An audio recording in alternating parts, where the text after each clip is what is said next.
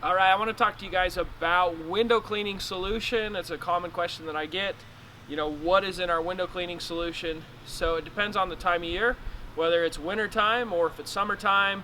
Right now it's early spring, and by the middle of the day, the glass gets hot from the sun and it will evaporate. So I choose to use cold water this time of year, but in the winter I actually will use hot water.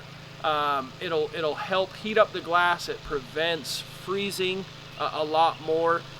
In the windshield or window cleaning solution in the winter, I also add windshield wiper fluid and rubbing alcohol or ethanol.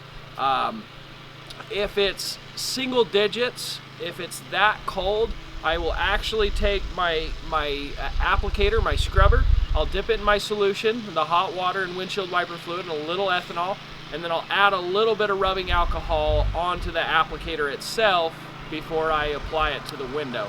But right now, all we're going to use, it's a very simple solution. It is water and dish soap. So what did I do with my dish soap? I'm back, I found it. So we use just Dawn dish soap, my favorite soap for sure. You can use any dish soap that you want. I know Dawn's not the cheapest, but it actually has the best, it suds the best.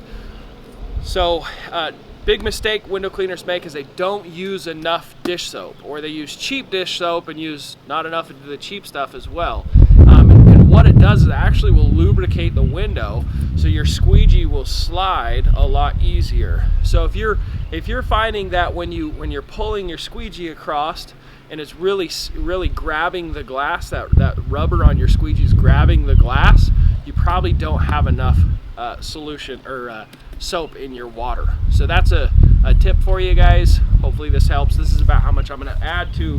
This is probably 2 to 3 gallons of water. You could probably measure.